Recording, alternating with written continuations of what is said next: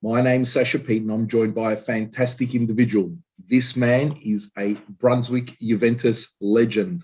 He tore up the State League here in Victoria for many, many years. None other than the great Dino De Marchi. Welcome, Dino, to this conversation. Thank you very much, Sasha. So tell us, Dino, how did you fall in love with our great game?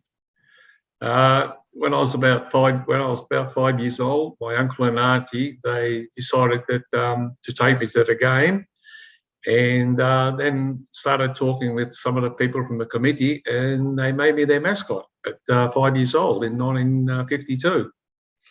So you're a 5-year-old. You get lugged across to watch Brunswick Juventus play. 52. From memory, they came up with a string of championships there in the 50s. There. So 52, you're a mascot. So and you got to see all those championship winning sides. Yes, I did. Seen them all. So who were some of the players in that team that you really looked up to? One of them especially was a bloke called, I call him Pepe Plateo, or Joe Plateo. He wore number 9, and he was my idol. And I used to go to the game with my auntie, uncle, and him. And I used to carry his bag, and anything was inside, I used to take it out for him. And then when he finished, I used to put it back in his bag. So what were the crowds like in the 50s? So that, the migrant communities, football was like obviously the experience of the weekend, right? So you go to church and then you go to the football. Yes, there was a lot, not the church, but I can always remember at the showgrounds where that was our home ground. Like I'm talking about 10,000, 15,000 people at the showgrounds, and just to come and see Juventus or whoever we played against, like JOST, George Cross, and it was great. Yes, it was very good in those days. And so 5 years old, you're immersed as a ball boy there. When did you start playing in the schoolyard, or how did you start playing the game? When I went to school, I used to go to a school called Our Lady of Lourdes in Armidale. And what happened was nobody was doing anything. So I got a tennis ball out, and we started playing like in the yard. And the girls started to play also because they were interested. So that's how I started playing with a little tennis ball in the school. And everybody was starting to play. So even the teachers, they were rapt, what they were seeing. Yeah. And then I just, every week when I was going to the games, I was watching what these migrants were showing me, and I was listening to what they were saying until I started playing, Okay. And so when did you first play for a club side? So how old were you? And 12 years old, and it was under 14s at Hellas. And at the same time, Michael Mandalis was there. Okay. Yeah, but he went to Harcourt, and I stayed at Hellas. Okay, all right. So I take it you guys are still lifelong friends. So yes, we sure are. So your footballing lives sort of weaved your time at Brunswick Juventus, and obviously his time at South Melbourne Hellas. So you're 12 years old playing under 14s. Describe to me, like, what was the average instruction? How many nights a week would you train? And we trained 2 nights a week, Tuesday and Thursday nights. Yep. And that was it. And then the game on Saturday. Okay. All right. And the rest of the time you're practicing by yourself or with your friends? Yes, I was. I can always remember coming home from school, and Mum would say to me, homework. I said to her, what's homework? Got a ball out and started kicking the ball around. Okay. And I did have a great coach, Italian guy. We used to train against the wall, like left foot, right foot, and soccer was my life. I loved it. Yeah. I just, and I think what helped me was I was really interested in it. Everything the migrants told me, I was listening. Yeah, so that was it when I was 12 years old. I was starting in the under 14s. So, and then from there, where did you go to? What was your next club? I went to St Kilda, which was run by Paran Slavia. Yep. And stayed there until Juventus had an under 18 team. Okay. So, as I said to you before, I tried to get a transfer, but Paran Slavia wouldn't let me go. So I finished playing for 8 weeks. I played football with the great Kevin Sheedy and Kevin Bartlett. So at what level is this? So what level are you playing? Under 16s. I don't know. There used to be a Tri-Boys youth club in Paran. South Yarra. Yep. And as I said, Kevin's parents are all together. So Kevin got myself. He said, "Come and have a game of football." And I thought, "Oh, okay," because I love sport. Yep. And so I went over there and started playing football. And then Kevin moved to Paran in the association. So he got me to come up there and have a trial. And so I started playing, and at half time, I've still got my soccer boots. In the old days, the football boots used to go up to your ankles. And I can remember this guy at half time coming over and grabbed me by the leg and started cleaning my boots. I said, "What are you doing?" He said, "I'm getting the mud up." I said, "Oh, forget about it. I don't need that." Come out in the third quarter. All I can remember handballing somebody just going whack, hit me in the mouth and knocked me out. But I just got up and shook my head, and after the game, I told Kevin he can stick his football, Yeah. But we've always kept friends, and Kevin Sheedy's always followed my soccer career, Yep. And I've got to find out where he is. And but yeah, from there I went to Juventus from St Kilda. Okay, so Juventus have got an under 18s side, and you're 16 years old now. Yes, I was. No, actually, I was 15. 15. Okay. Yeah. So 15 playing under 18s. Yes, and played 4 games and won the best and fairest and goal kicking. Yeah. So so do you always gravitate to the front of the pitch? Sorry. Did you always gravitate to the front of the pitch? So as a natural forward, where do you feel most comfortable playing? Up front? Up the forward line. I played all my career until I moved to Faulkner, and I played in the midfield. Yeah. Okay. But striker was that was it. That's yeah. So you're playing into the under 18s, and then how soon after do you make your senior debut? It was 1962, I think, against Hellas at Olympic Park. I think there was roughly 25,000 people. Wow. And we started the game. Oh, actually, I have to tell you the truth. What happened was I was standing on the wing, and a seagull come across and right on top of my head. Oh wow, lucky. Yeah, so it was luck for me. And now we started the game. And so you're on the bench or you're on the field? No, I was on the field. I was told on Thursday night that I was playing on Sunday, and didn't sleep Friday. Didn't sleep, I was so young boy, And we played against Hellas. Yep. My first touch on the halfway line, the ball come through with a volley. I hit it and scored. Sam Severs in goals. Yeah. Yeah. So who do you remember who was coaching you in '62? Who was the Paddy Sloan. Okay. So and who were some of the players? Because only 10 years or so earlier, you're a mascot and carrying carry the bag for your idol. And who's in the side? Who are some of the George Scott, Frank Donlevy, Frank Barbaza, Jimmy Malloy, and I can't remember who was in goals. Johnny Bell. There's quite a few, and that's another thing also, Sasha. I learned a lot from these English and Scottish boys. They always helped me. They never told me off, and they encouraged me to, Yep. Yeah. And so, you obviously you're still a young boy. Were you big in stature? You nimble? What type of player were you? I was an aggressive player. I wasn't fast, but Yep. inside the 18-yard box, there was none of this dribbling. It was I always shot. There was Yep. no, I wasn't fast enough.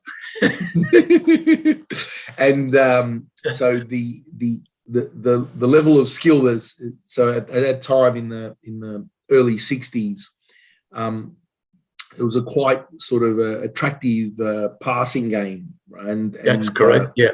So what about the physicality? When was some games nasty? Did you have to protect yourself as a player in the 60s, or when did you find that more aggression came into the game? No, we played it tough. Not dirty. It was hard. Once you had the ball, they tackled you, but it wasn't dirty. Okay.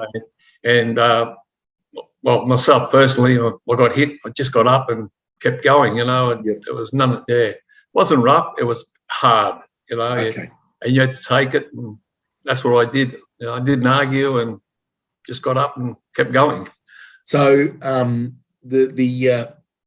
describe to me the boots. What were the studs made of?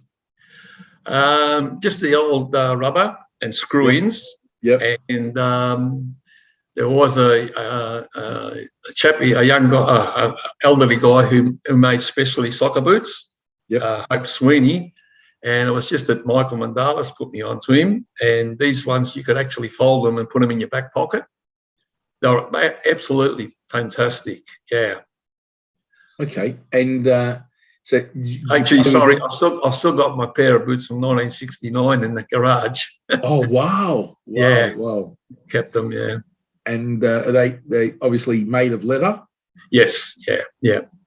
And so the aluminium studs or the screws? No, not aluminium. How can I put it? No, they weren't aluminium. That came later on because, yeah. But I can tell you the early days in the 50s and that, there was a guy in North Melbourne, a man called Montello. He used to make the boots for the Juventus boys, but they were nailed in. Okay. Like a leather with nails. All right. Yeah, he made all the boots for the club. Yeah. And so do you remember how much they paid you for your first game? Yeah, I think it was about $20, $30, I think. Okay, all right. And then they also taxed us. So we really weren't professionals, semi-professionals, and but what we did was we played with our hearts. We got paid, we were happy, but we enjoyed it. I enjoyed it. I played for the club, and yeah. Oh, brilliant. Actually, I forgot to tell you. Sorry, my actually first game. Was at the South Melbourne Footy Ground in the Ampol Cup against George Cross. Okay. And I was playing against a guy called Vince Muscat. Okay. And of course, I had a big write-up in the paper 3 days before in the Sun, Freddie Villiers. I don't know if you know the guy.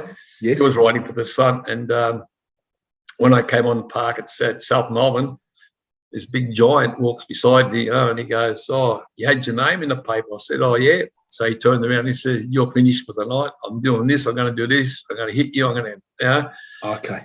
So anyhow, I thought, I started to shake a bit. And then my first touch in the game, I scored. Yes. And then I did the wrong thing. I gave him the old finger, and all night it was just hard, But it wasn't dirty. It was really getting into me, But that was it, yeah. All right, but he so that was what he spurred you on to score with your first touch. Exactly right. Yeah, I think so. Brilliant. So so talk to me about the style of play. How would you describe the style of play that Juventus would play? Well, we started off playing really scientific soccer, like the ball was moved, passing, and none of this long ball.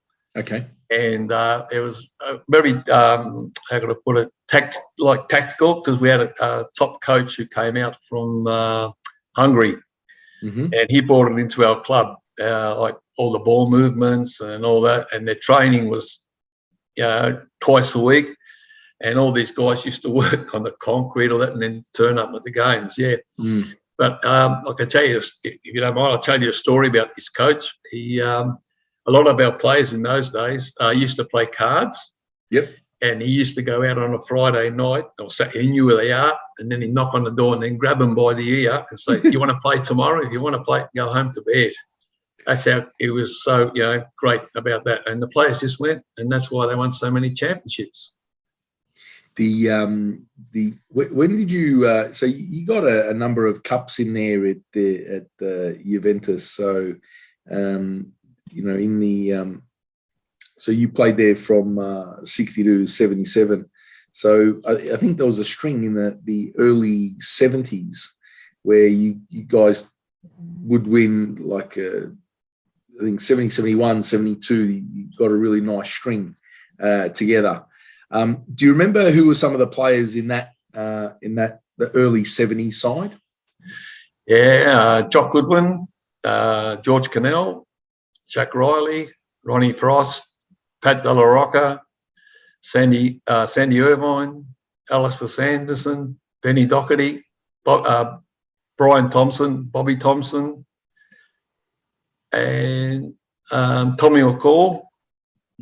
And I think that's about it. I can't remember anymore. But Keith Lucky, and great players. Yes. And I can tell you a story about this guy called Keith Lucky. He was as hard as nails, Sasha. And every time he played JOST, Dan Zariah used to come up to me before the game and he'd say to me, "Keith Lucky playing today?" And I'd say, "Yeah." And he'd already started trembling. Yeah, every time we played JOST, Dan would come up and ask me. He was funny little boy. Yeah. So who were the greatest rivalries at the time? So this is an era whereby the great teams were probably Footscray, George Cross, South Melbourne, obviously Heidelberg, Fitzroy. Who did you consider like the biggest clubs? You had the Melbourne Croatia. Well, I'd have to say JOST for me, JOST and Hellas. Okay. Yeah, I love playing against them. Yeah, they let you freedom. Like with the ball and all that. But all the other clubs were great too. But my two best clubs would have been Hellas and JOST. That played the most attractive football. Yes. Yeah. And had the quality of the won most of the silverware across the time that you played. Yes. Did you find that you were a one club player? Did you find that any of the other clubs that were that would try to poach you to come across to their side? Yes, Hellas did. They wanted me to come and sign with them, but at that time the transfer was too much for our club, so I just stayed with Juventus. Yeah, Hellas wanted me to come. Even now, the Greeks are still, asking me why I didn't come and that, but that, I couldn't get there, so I just had to stay with Juventus. Okay, yeah. And what was it? Describe to me the culture at Brunswick Juventus. So where was the predominant time where you trained? What was the ground that you trained at? We used to train at the old velodrome at Olympic Park. Olympic Park used to be the Greyhounds there. Yep. We used to train there, and Elstonwick Park. Okay. Yeah, that's the only two grounds. Never trained on Olympic Park, but we've actually been to so many grounds, and yes. So yeah. Because there's the club has sort of transformed them on the years, and there was a period there. I remember, like in the 80s, that the juniors were like in Sumner Park. Sumner Park, yeah. Sumner Park. That one ground there. Did you ever? Yeah, we used to be like a hard as a rock. Yeah, sort of by the river there. Did you ever spend time there at that ground? We actually that was another ground we trained. Yeah, my part. Okay. Yeah, we trained there a bit, but never played there. Just trained. Okay. Yeah. Okay. So yeah, that was, but it was a one. That's the problem. It was a one pitch ground. Not. That's correct. Yeah, and they still use it. Yeah. So that ground would also get waterlogged and that's what I'm saying. Yeah, so I remember playing there a few years ago, and it's like 2 inches of mud. So if you think about that sort of that period, the 15 years that you were there, does it seem like a blur, or do you see distinct phases of, okay, this coach coached this early period and this coach coached another period? Describe to me, when you think back at that time, where was the best time at Juventus? I think 1969, we had a coach called Vic Janšik. And for me, he was the best coach I ever played under. He was very tactical, and respected, and he respected the players. They did what he told them.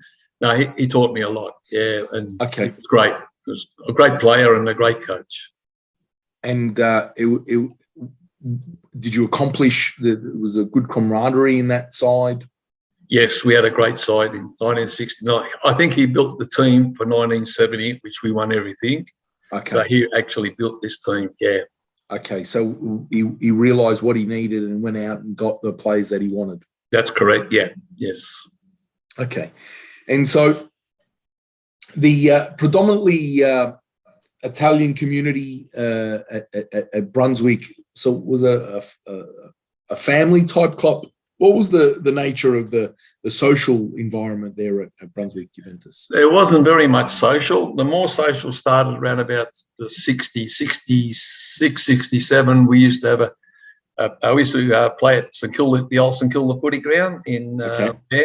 And they used to have a committee, social committee. They used to have dances after the game or during the night. But after that, we didn't have very much social life with the club, no. And it was the fact that you didn't have like social club rooms. Is that part of the problem? We just didn't have a social committee. Okay. It just that we didn't have a committee of could run all these dances and all that. But in the early, about 66, 67, something like that, we actually had a group organising social nights for the players and their wives and the girlfriends. Yeah. All right. No problem. So on average, how many goals would you score in a season?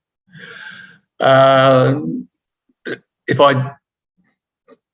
13 goals, 14 goals, depends on how much I played during the season, Yeah.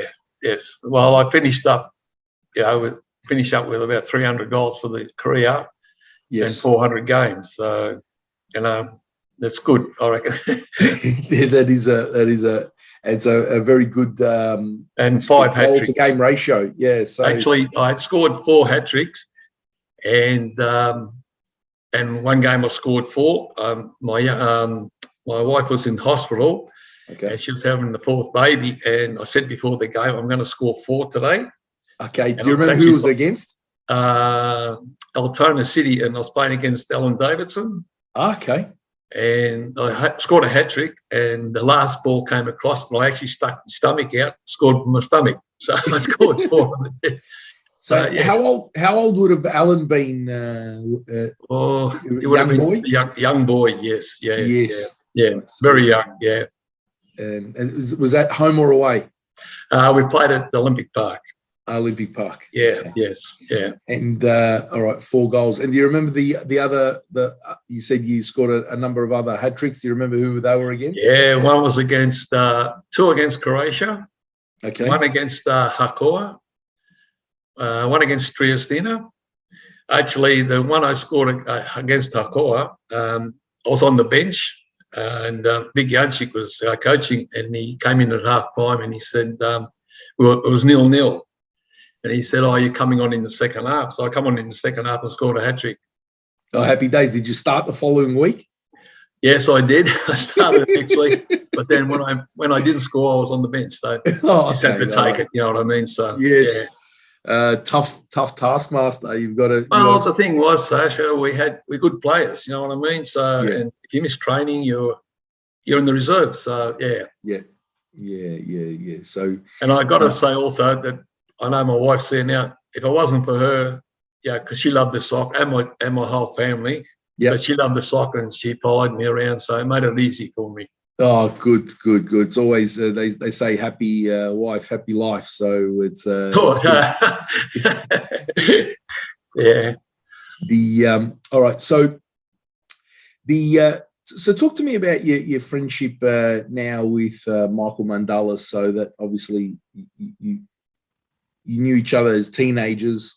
He'd go on to play for South Melbourne. Was that sort of respected rivalry as you're playing against each other? Oh yeah, we still, we still played against each other, and after the game, we're still friends. We've always been friends, and we still get in touch now. We go for a coffee together, and he takes me to this place in Oakley, a Greek coffee shop, and I have to be honest, the Greeks forget about him, and they all come and ask, hug me, and they say, "Oh, you're still alive? You're still alive?" Say, "Oh yeah." And there's still some of the old people that watched us when I was playing.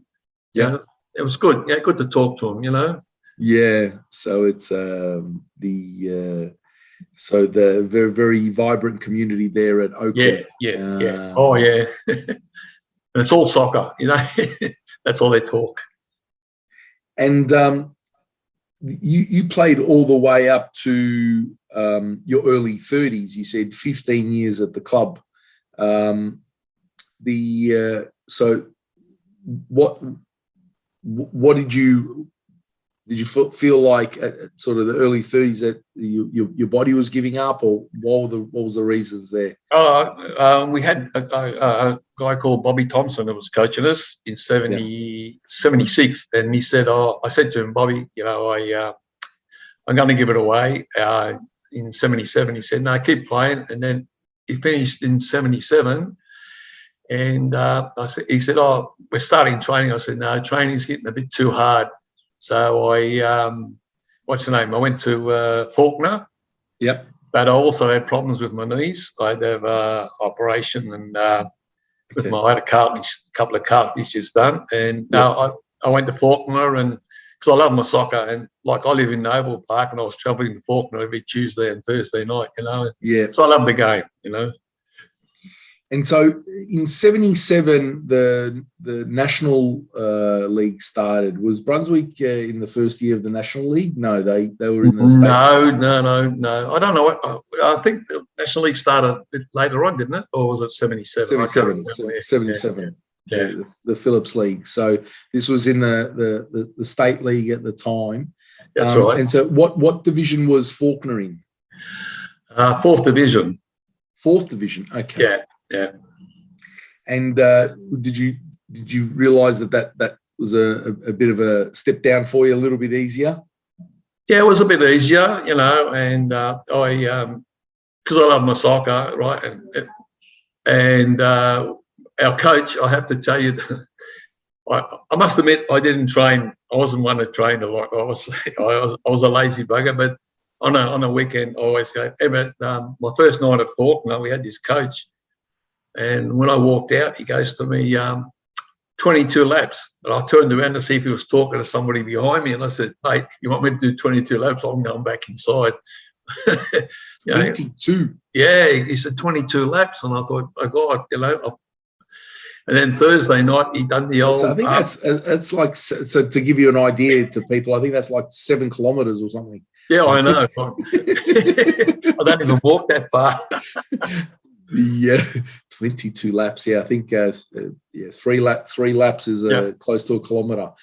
So 22, 7 kilometres. Interesting. And then we got Tony Boggi as the coach. He left Juventus and he came to us and coached us at Faulkner, and we won the league that first year.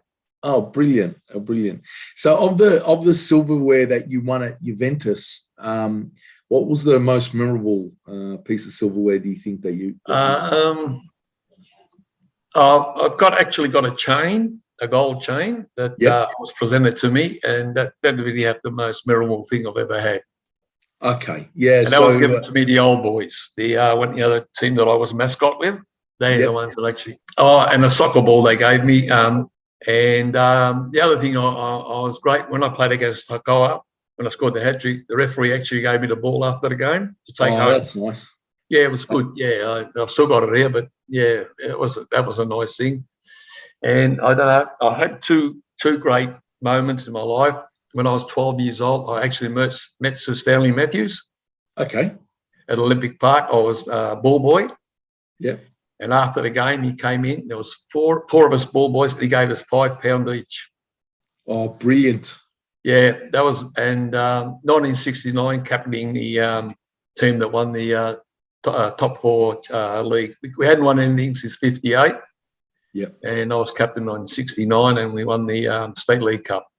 Yes. So that was my two great moments for me, anyhow. And do you remember that 69 year who you won the cup in the final? Who was that against? It's JUST. JST. So Yeah. another great rivalry there. Oh, yeah, yeah. And so of the defenders that you thought, okay, yeah, I'm in for a tough day today. Who was somebody you thought, okay, yeah, this is going to be? No, I can tell you straight away. One of them was Taki Santopoulos. You could hear him coming. You could hear him coming from a mile away that he was going to hit you. You could hear that. So Eremiadis. So I know. I actually know Taki Santopoulos quite well. So interesting. Was he a very tough defender? Was he? Oh yeah. I'll be honest, if you told him to go through a brick wall, I think he'd go straight through it. He was a tough guy. Yes, very tough. So, but he wasn't a very big man. So no, very small. Yeah. I mean, it's interesting because he's well known within the Greek community at the various clubs, and you know he that's right. Yeah, he cooked at actually my club, Western Suburbs, for many years. That's right. Yes, he would cook the souvla there. Great souvlaki.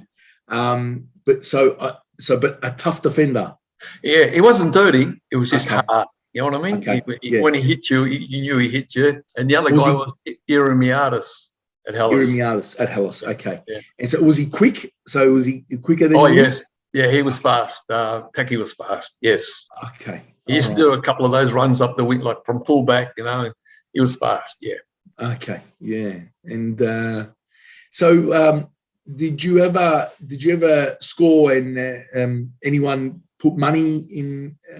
Give you money over the solo fans? No, never. I mean, no. So there was not at Juventus. Not at Juventus, because I know some of the clubs, if they were happy with you, they'd fill your hands with money.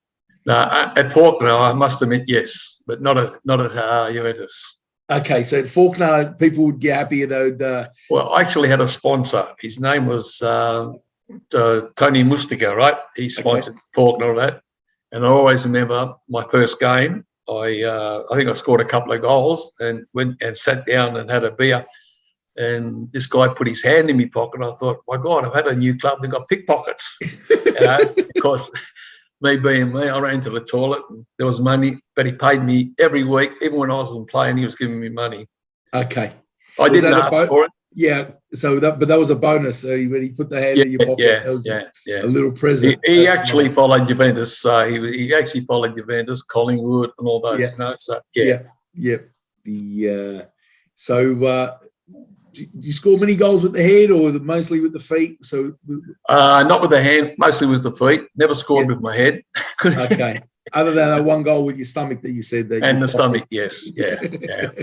And so predominantly left foot or right footed? Both feet. I was lucky. Yeah, that's what I was telling you before. This coach we had in the juniors, against the brick wall, left foot, right foot. And every time I see juniors now, that's the first thing I tell them. If you want to have ball skill against the wall, it helps you a lot. You know, just bouncing and all that. Yeah. Because the wall becomes your friend, right? So you play exactly right. Yeah. Yes. It's a really tough teacher where you play the ball against the wall. Yeah. And so is that repetition against the wall? So how far? So how long would you spend as a junior against the wall? About half an hour. Half an hour. Yeah. I then have a bit of a break and then back onto it again. Yeah. Okay.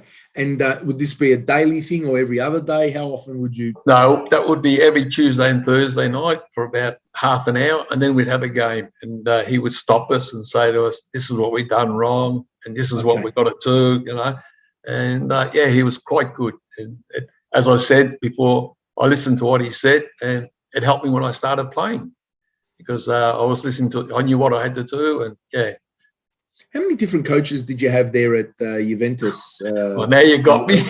Well, I can tell you one. They weren't shy to, if the coach wasn't doing well, they weren't shy to change the coach.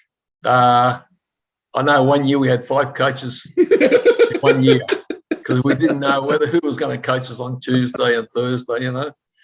But we had a coach called Paddy Sloan. Now, Paddy was a fitness fanatic. Okay. And for 12 weeks, all we did was running around the botanical gardens, right? Okay. And this particular Thursday night, we were at the dog track, and the velodrome had gone. Yeah. And there was a big concrete, and he came in and he goes to us, "Oh, we're going to have a game tonight." And the reserves and seeing we nearly fell backwards. So after 12 weeks, he's going to give us a game. So he took us out on the concrete at where the old, and we're standing there, and he goes, and I think the captain said, "Well, where's the ball?" He said, "No, we're playing with an imaginary ball." And all of us just looked around and thought, "What's he talking about?" But he was a good coach too. He was, he played for Arsenal and I think Milan. I think, yeah. But I've never heard of that. So an imaginary game of football. Yeah. So how long was this game for? He went for about a half an hour, and I have to tell you, on the Saturday night we played against St George Budapest. Yep. We outran them, but we lost. we were better than anybody. Yeah. So did you?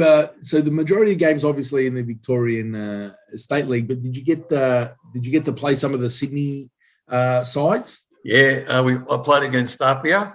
Yep. Youghal. And that's about it. But Apia was every end of the season. Yes. And actually, that's another thing. Sorry, I forgot to tell you. I nearly signed up with Apia. Okay. There's a little story. That's why I'm lucky to have a wife who follows soccer. We got married on the Saturday, and we were going to go to Queensland. And I knew a couple of guys because every year we used to play these friendly games. 2 guys called Giacometti and Bottalico.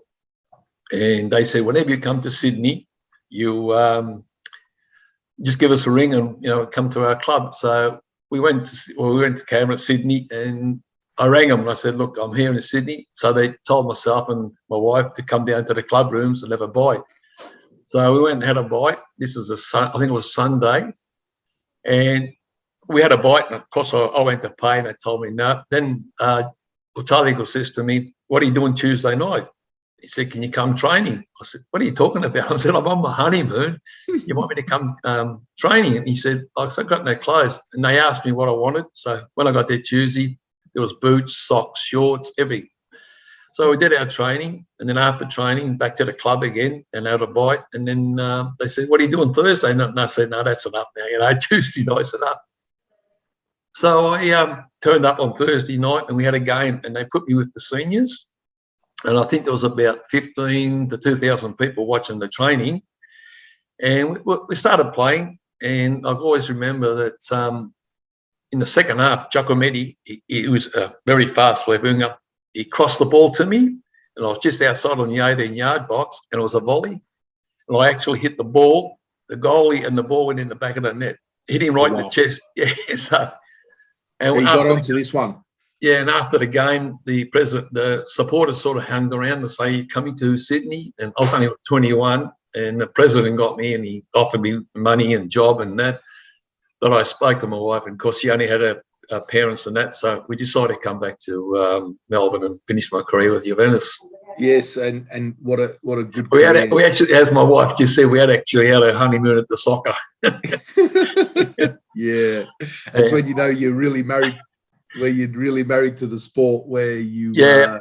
Sport was my life. Yeah, my wife loved dancing, but Saturday nights 9:00 I was in bed ready to play. And I also I was superstitious.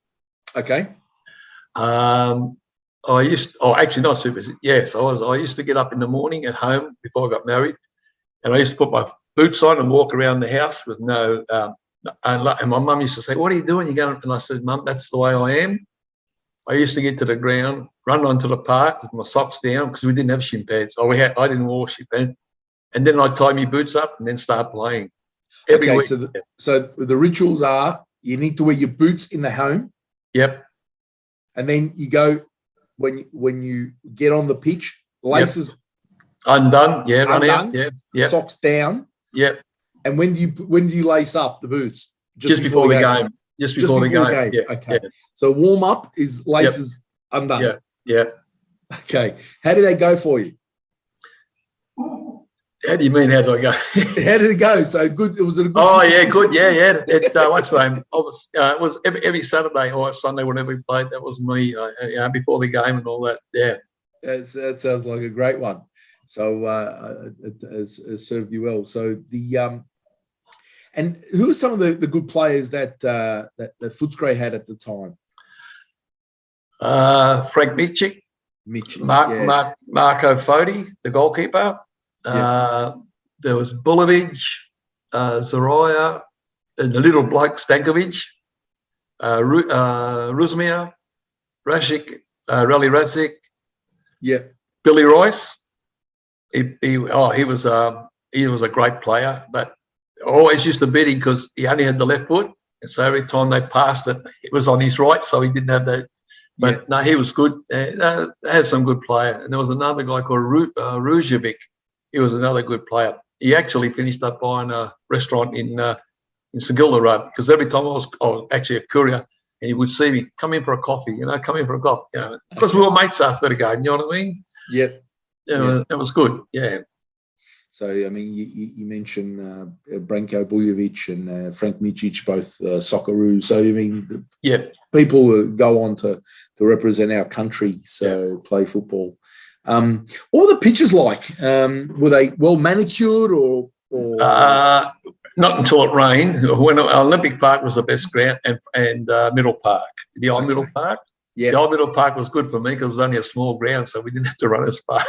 Yeah. No, but Middle Park was a good ground, and the crowds there were just, it was great playing in front of big crowds, and And obviously Olympic Park was the premier ground. Yeah, yes, yeah. And what Wilhelmina's ground. Okay. So the old Wilhelmina's ground, yeah. So where was Wilhelmina's ground? So that's the Jubilee Park. Where was it? Jubilee Park, Ringwood. Jubilee Park, Ringwood. Okay. The only thing with that was that Van Hoboken, he was part owner of Adidas shoes. Yes, that's right. And that's right. So if we was playing them on a Sunday and it was like 80 or not 100 degrees heat, what he would used to do is he used to wet the ground and tell his players to wear the screwing. So we would come up with just our rubbers and slide all over the place. And then if we beat them, he would turn the showers off. He wouldn't let us have the shower. He put the cold water on. Oh, yeah, it was just... So he waterlogged the pitch in order to gain an advantage. Yeah. So we were playing in our rubbers and sliding it. Well, you played in rubbers. You don't want to slide in the wet ground. Yeah. Yeah, and they're in studs. Yeah. Standing on their feet. So so Juventus and Faulkner, did you go on to coach at all? Yeah, I started coaching. Yeah, I coached Faulkner. I player coached at Faulkner. Yep. And then they gave me this senior job. And the first game we played against Altona, and we drew 1-1. And then second week we played at home. We won 5-0. And I came on Tuesday night, and they said, Cherkovic is coming to coach. And I said, didn't worry me. I was just helping the club. Yeah. And then I went Thursday night, and Cheeto said to me, look, I don't have any assistant coaches. Sorry to tell you. I said, Cheeto, it doesn't worry me. I'm only helping the club. And that was it. Then I went to South Yarra, coached them a bit. Yep. Waverley, a team called Waverley United. They were in the amateur league. Yep. And one of the guys who was president, he must have been following me at Juventus, and he asked me if I would. They played on a Sunday. He asked me if I wanted to come and coach. And I thought, amateur league. I thought, yeah, I enjoy it. And I went the first night of training, and I remember, I think it was about 50 blokes training, and I had to pick a squad out of that. But also, I coached my oldest boy in the under-14s at Springvale. Yep. And I've coached a few clubs, Curran, Waverley United, Springvale Condors. I think that was the worst club I ever coached. There's so much talent, Sasha, but Yep. when you wanted to get them the training, they never turned up, only on a Thursday night. Because but I enjoyed my coaching, and I was just that, as my wife says to me, I just was pig-headed, but I still enjoyed it. Yeah. So if you were speaking to let's say that 15, 16, 17, 18, maybe 19-year-old boy or girl looking to make that transition from sort of youth football to senior football, what advice would you give them? Listen to what you've been told.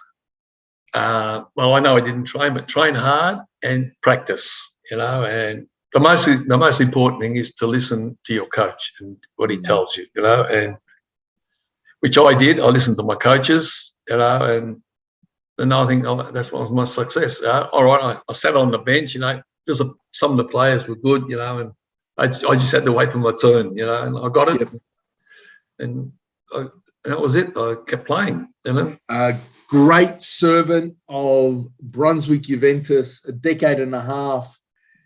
Dino De Marchi, thank you so much for your contribution to Australian football. We really appreciate it. Thanks very much for that, Sasha. Thanks for talking to me. Terrific. Hey guys, we've come to the end of this episode. Thank you so much for watching. I really appreciate you taking the time to listen to our wonderful guest. If you like this type of content and would like to see more, how about you hit the like and subscribe button? And have a fantastic day.